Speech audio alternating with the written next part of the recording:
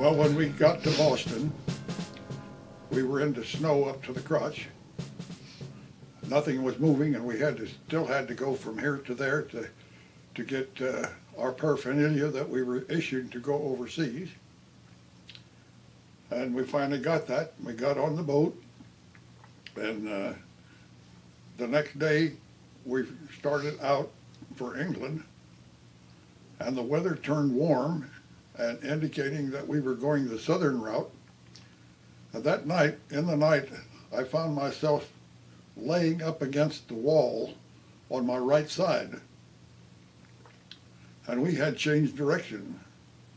And then the next day, the weather turned cold and we were headed north.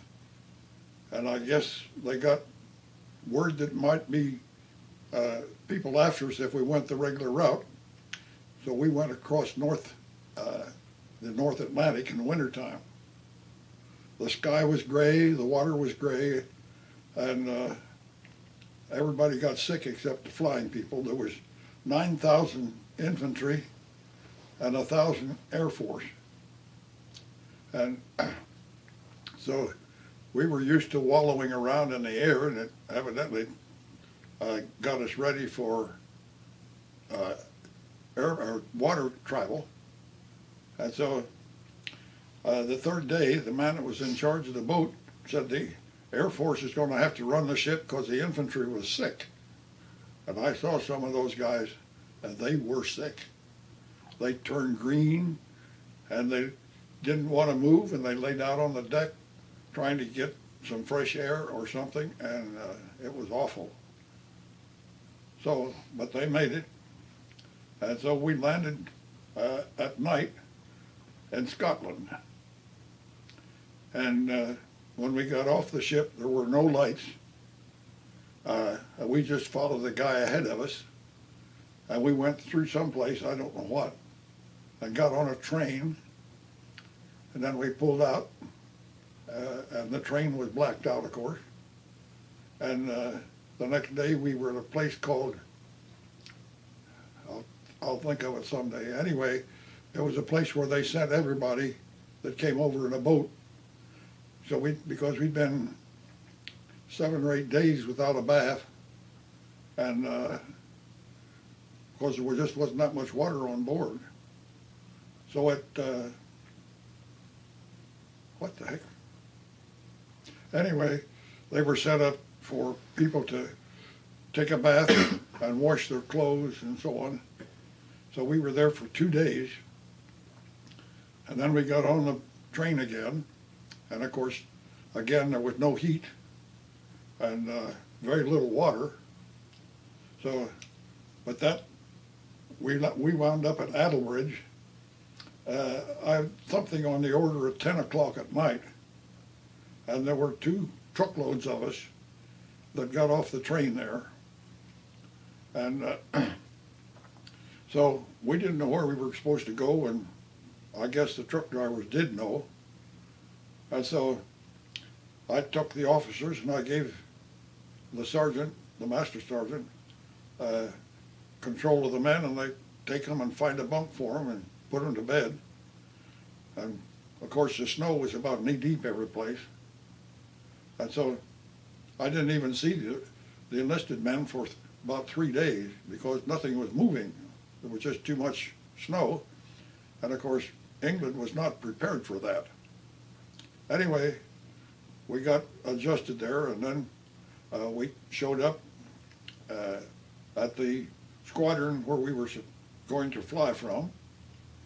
And we took a couple trips locally just to look at the country and see what it looked like. And then we went on a couple training missions, and then they sent me on a bombing trip.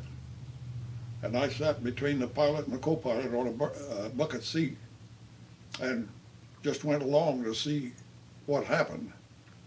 And the one thing I remember, as we approached France, we were flying something on the order of 20,000 feet, and there were a couple of bursts, little small bursts, of explosive, and the pilot informed us that that was a silly Frenchman with a 75 millimeter cannon on a bicycle.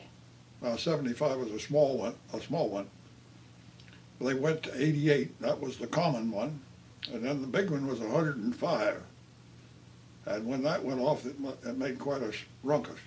I had the impression, and the thought crossed my mind, which had not settled in my mind at all, those rascals would kill me if they got a chance.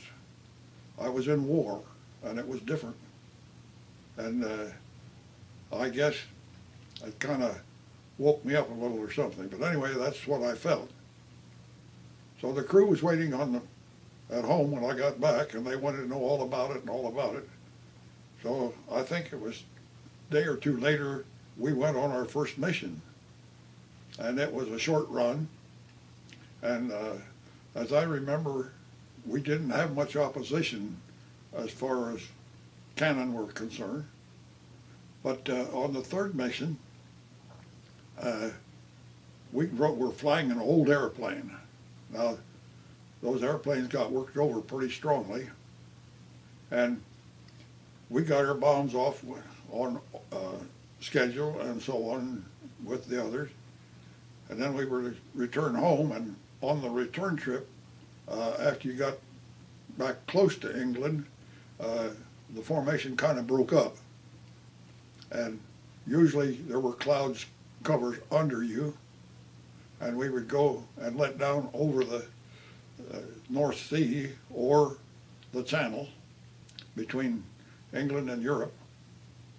And so I could realize that the old airplane was using too much gas to get back. So I called and said, we need fuel, and they said, go to Lille. And that Lille was, I knew where that was or about. And so I called up the navigator and said, I want a heading for Lille. And he kind of hemmed and hawed around, and I said, what's the problem? He said, I don't have a map covering that. Well, I'd been flying solo for quite a while, and I had to navigate my own, and come just kind of second nature that I looked at a map and kind of put things in perspective as to where they were. So I knew the general direction of Lille, so we headed that way.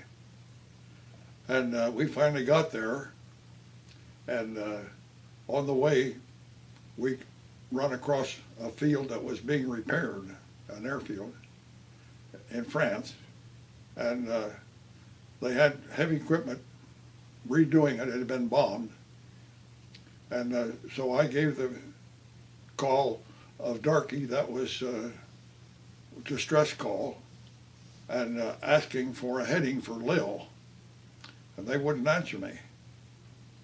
So I told them that if they didn't tell me how to get there, I was going to have to set that bird down right in the middle of their machinery. And so finally, somehow we got a heading, and it was pretty close to what I'd already thought. Anyway, we got to Lille, and then we got ready to land, and the indicator didn't indicate that the wheels were locked down. And so we shook the airplane every way we knew how, and it still wouldn't indicate that it was locked. And so we had to come in, go land anyway, because we were about out of gas. So we landed. We knew that there was a pattern there. We watched, see what the pattern was at the field. When we got on the ground, well, here come a Jeep and a couple British officers. And they wanted to know what I needed, and I said, well, I need some fuel. We won't have any until tomorrow. So there wasn't anything to do with stay. If you didn't have gas, you just couldn't fly. So we got a ride into Lille. I don't know, it was something on their marker of 8 or 10 miles. And we went to the hotel that was set up to handle stray military, and it was kind of an experience. I'd been told how to register to make things work better, and so we had separate rooms.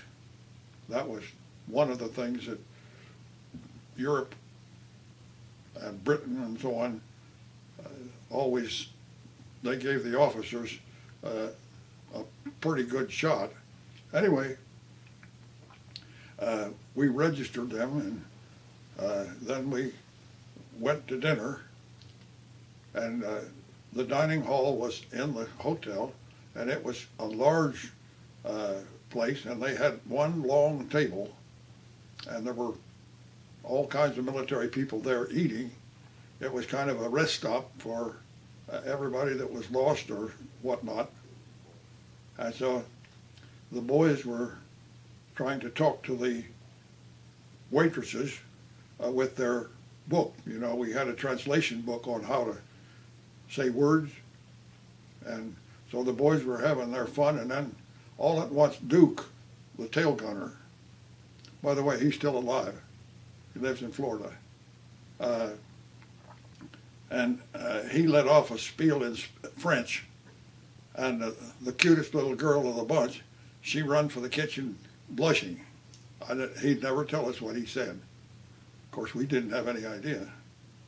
But the next morning, well, we went out that night, and some of the guys had too much alcohol. But the next morning, we went out to the field, and the place had one American mechanic there, and he said, "I've grounded your airplane." He had the authority to do that, because if it wasn't flyable, we couldn't do it. So I asked him what the problem was, and he said there's a lot of things, and it turned out that it had just not had any maintenance. The sergeant that was in charge of its ground work had not been around for a while. He finally got court-martialed. But anyway, the mechanic there looked the airplane over, and he grounded it. He said it's not fit to fly.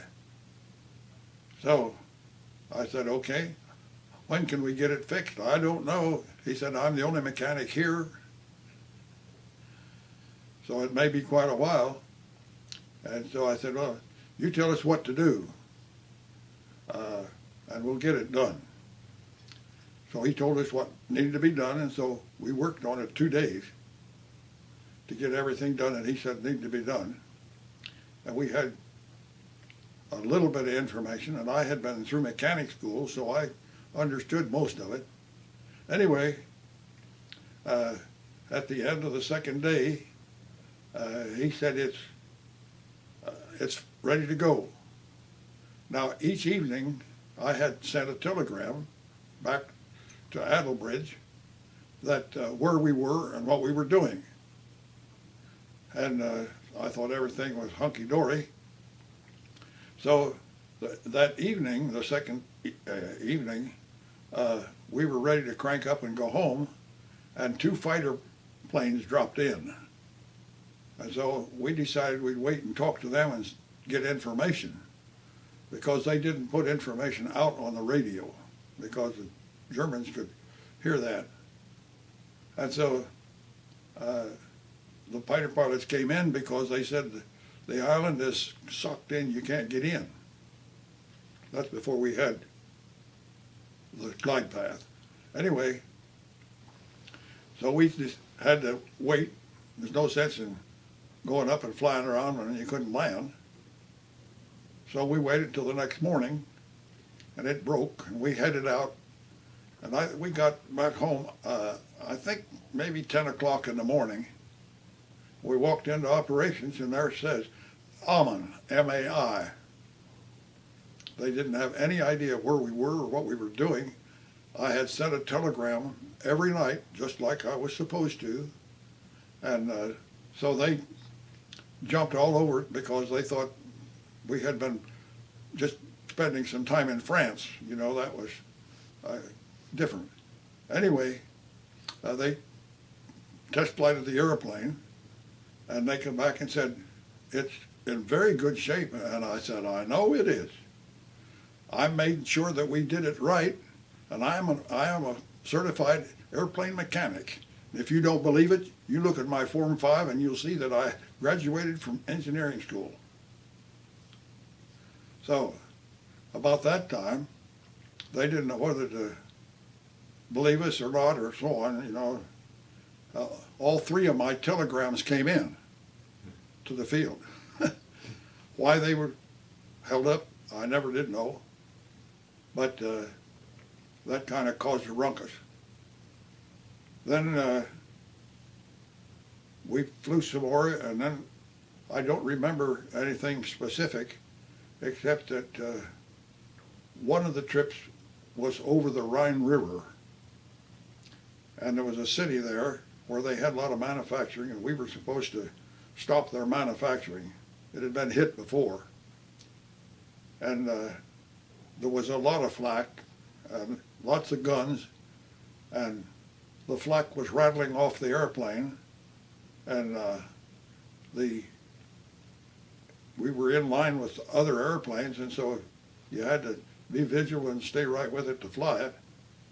And all at once, the co-pilot blew his cap, and he started screaming, "We'll all be killed, we'll all be killed." And I was reported as saying, Ed, or his name, shut up and put your helmet on. I was flying. I don't remember doing it, but I did it on the intercom, so all of them heard it. And they told me about it later. Instead, I just told him to shut up. But we got out. We had heard the flak, but we didn't get any holes. And I don't remember, I don't think it was that trip, but one trip we did get a hole, or we had flak, and some of it was heavy, and a piece came through the windshield right over my head. And it was lucky that it was where it was, because it was on the edge and it went through the frame of the windshield. And of course that about stopped it. But it bounced off my shoulder and went over here to the right and stopped on the radio operator's table. So it was spent right there. And so that was pretty exciting. But otherwise we didn't have any problem. Then someplace along the line, we went on a trip to Berlin. And that was the one that teed me off pretty much. We flew in 9 planes to the squad, and we usually had 3 squads from our field. And so we went to Berlin, and Berlin was always tough. There was lots of guns and lots of firing, and we hit a day when it was wide open, no clouds. And we saw the target ahead, and we were within, I think, a minute of bombs away on the target. And our leader turned left, just out of turned left, and of course everybody had to follow. That's how we worked. So we followed him around a while, and then he dropped his bombs, so we did too. And then when we got back, of course, there was a hubbub about that. And so I was pretty mad. So a couple of days later, after I got good and mad, I went to see the major that was in charge of our squadron. And I said, "You know about that, I presume?" And he said, "Yes, I know about it." And I said, "Is there any remedy?" And he said, "Can you do better?" And I said, "I think so." So he said, "Thank you, that'll be it." So 2 days later, we got noticed to train for lead crew. Well, a lead crew was the leader of 9 planes, and that called for a captaincy. I was still a second lieutenant. I missed program here and there and everywhere, getting a promotion. Anyway, the crew, I didn't tell the crew I went headquarters or anything else. I kept a lot of things to myself, really. And they thought that I'd put in to be a lead crew because the leader called for captaincy.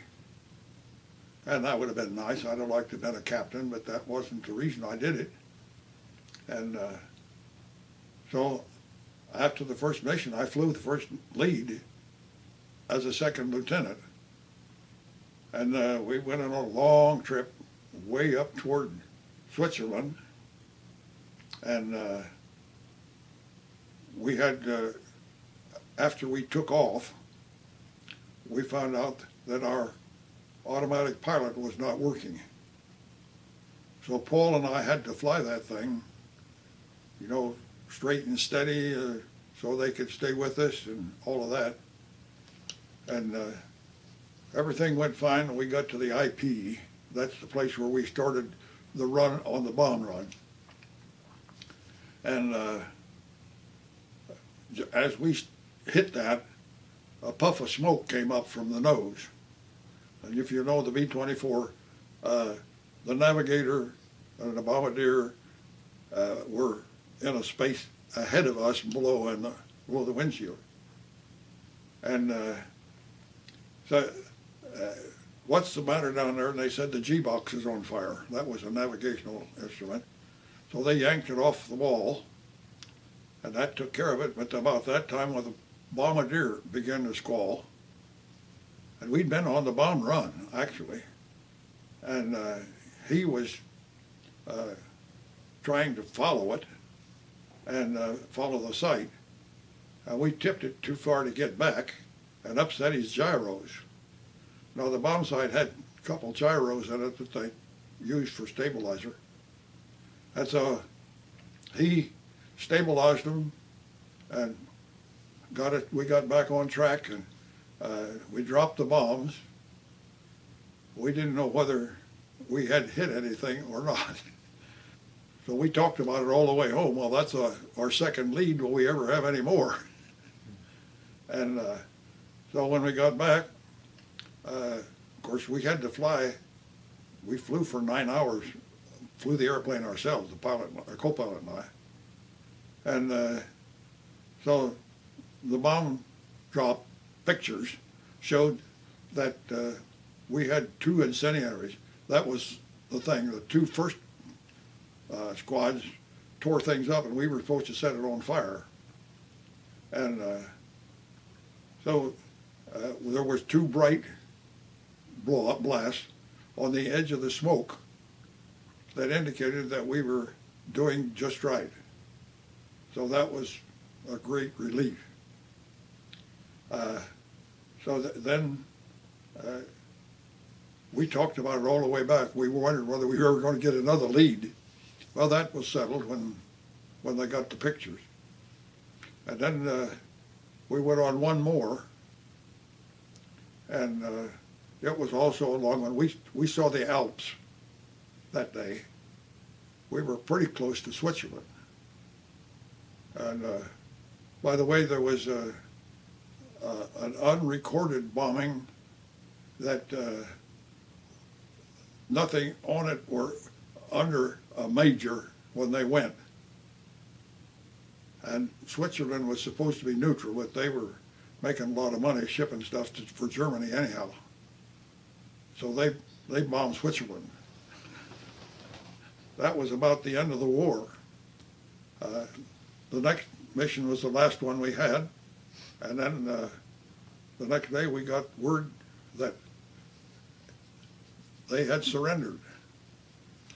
The war was over in Europe. So we had quite a party. It's over. We've won. We quit.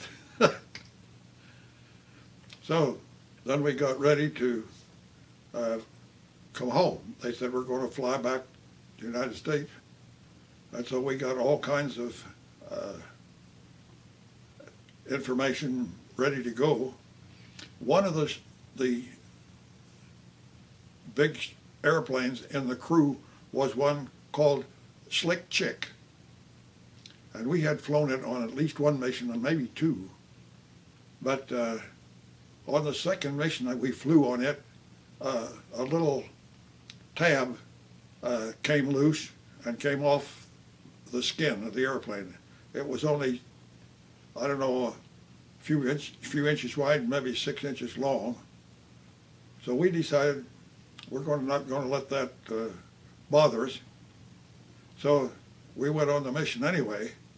And when we got back, the maintenance crew was waiting on us, and we told them about that, and that we decided that we weren't going to let it stop us.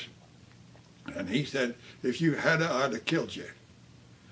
The ground crew was working, and they got special notice if their airplane flew 100 missions without an abortion. And he was up to number 98. And they got special treated if they made the 100. And that was, I think, was number 97 on the plane, 97 or 98.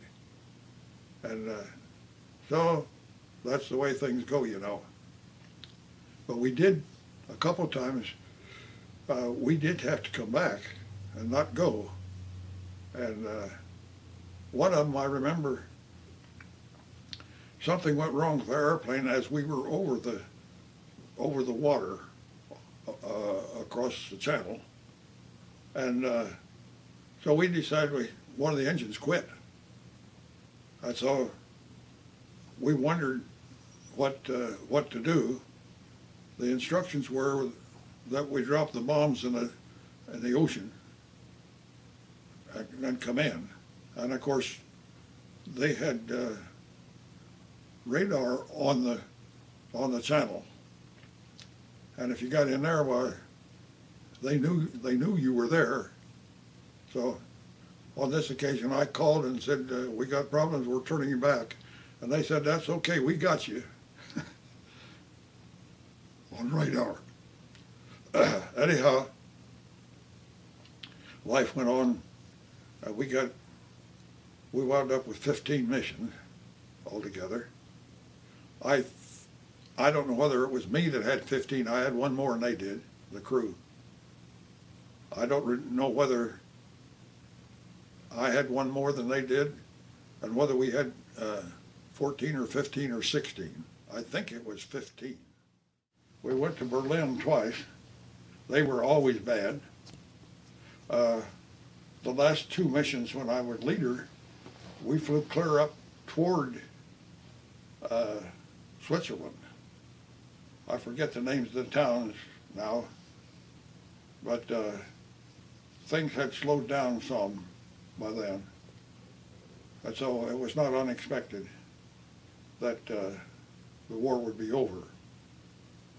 So then we had an experience when we flew home.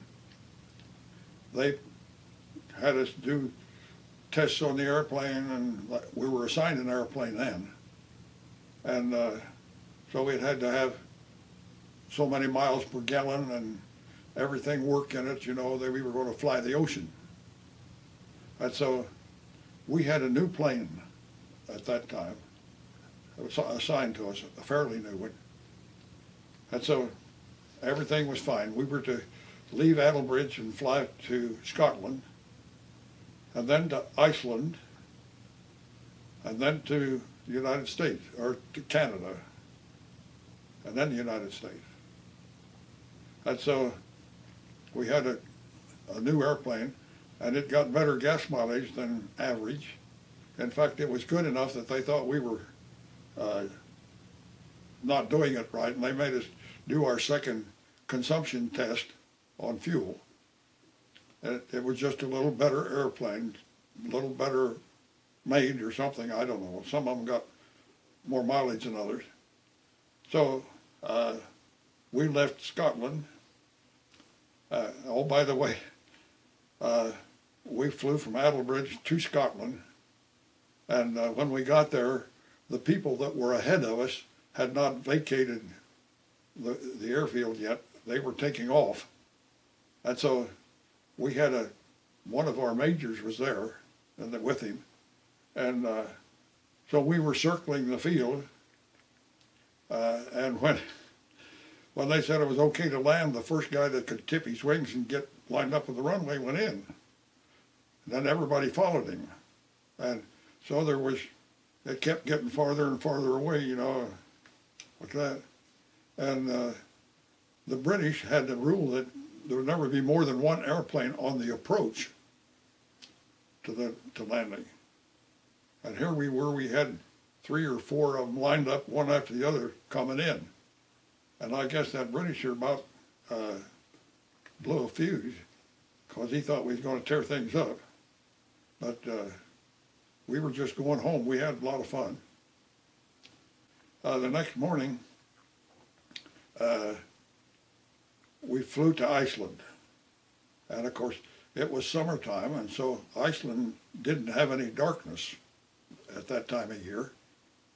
So we flew in and went to bed in a barracks and had curtains on the windows. And so the next day we were to fly then to Canada.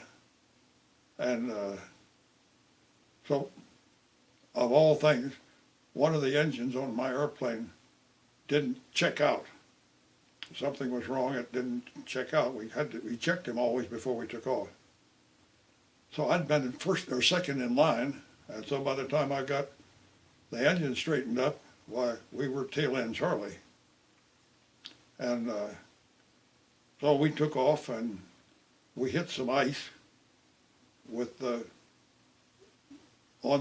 forming on the airplane. And so I tried to climb high enough to get out of it, and that didn't work, so I went down close to the ocean and melted it off. And so after that, the navigator called and said, we've hit an unpredicted headwind. We're going to be an hour later than we scheduled. And I said, okay. I knew that he knew what we were doing and that he had it fixed. Then later, after that, I kept hearing this guy call, and he was calling, what village town was that? Anyway, Canada. And after a while, he said, if anybody reads my call, answer me.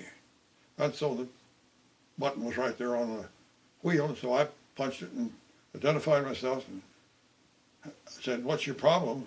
And he said, we're lost. And we're about out of gasoline. So by that time, we were pretty close to Canada then. Tell the man to turn on his IFF, identification friend or foe. So he did, and they located him. And they gave him a heading back to, I'll get that name where we were in a minute. But so by that time we were over the airport. And we stayed up several thousand feet. And so we decided we'd go out and meet them. They found him, gave him a heading in. And so we went out and found him, and we turned and flew wingtip to wingtip with him. And and it was Slick Chick, the one that had made the 100 missions. And so it was a new crew. They had been in England only a couple weeks. They had not flown much in England. They had not been on their own very much. And so they the navigator missed the headwind, and so they thought they were lost. And so they threw everything out off the airplane they could get loose to lighten it up, and get better mileage. So when we saw them, when we went out to meet them then, and they were marching along like that, and I knew that in that attitude they couldn't read the gas gauge correctly. But I thought, well, they're going to make it there's no sense in causing any problem. So they cleared the field and let them come in downwind. And then the poor guy didn't have enough experience. He had to ground loop it at the end of the runway because he couldn't get it stopped. It was light. They'd thrown everything out that was in there, their baggage and stuff that they'd sent home, equipment and all of that. So then one of the guys on there was Charlie Malm. He was a radio operator, and he had sung at our wedding. I know him pretty well. So everybody got lined out, but they got in, but they had to ground loop the airplane and almost ruined it at the end of the runway because they couldn't get it stopped with the brakes.